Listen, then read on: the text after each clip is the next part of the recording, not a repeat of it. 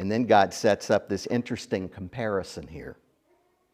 What has straw in common with wheat? Or if I held up some straw right here, a fistful of it, and wheat in this hand, and I was about 100 yards away, it might look similar, am I right? Could look same thing. I mean, this is the way we kind of measure religious messages today. That one talked about Jesus, and that one talked about Jesus. Okay. God says, no. No, you need to get a little closer. Straw, worthless. But wheat has life-giving properties. You eat it, it will nourish you. It will keep you from starvation. Straw may hasten your starvation and certain other things to your lower digestive tract. We don't want to talk about, but it says, what does straw have in common with wheat? Then verse 29 is not my word like fire. What does fire have in common with straw? Not much. They're just about antithetical. Straw and fire don't do well together. One eats up the other one. What does straw and a hammer that breaks rock in pieces? What do they have in common? Nothing. So here God is saying, look, my word feeds. My word burns off corruption. My word shatters a life that's been entrenched in sinful activities. I interrupt it. My word is like a hammer that way.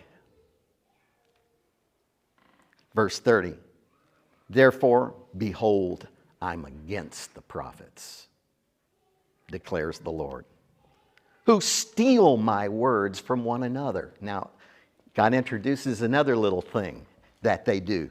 All right? I tell you, this section of Jeremiah is really something. Like I said, the most extensive analysis of what they do, false prophets do. And part of what they do here is that they plagiarize one another. Yeah. They hear something that sounded good and, that's good. I'm going to borrow that. Put my little marker, my correcto on it, and mark it up and use it myself. And you know what? God says some of those are actually true things. You can take words of God, bits and pieces, and string them together. It's sort of like, kids that make one of those popcorn Christmas tree garlands. You've seen these, probably you made some. You just got to get a bunch of popcorn and you one by one, you run that needle and that thread through there and you string it all together. And that's what the false prophets were doing. They were borrowing little things from here and there and from each other. Then we put it all together and end up crafting a narrative that's actually against the Bible by using little thoughts from the Bible. I can't tell you how many times I've seen false prophets do this with verses from the Bible and thoughts, just thoughts, like love. Oh, that's the most abused word, and false prophets love it. Love. And they end up with a message on love that'll make you cry. It's so good. And it's also in rebellion against the overall thought of Scripture.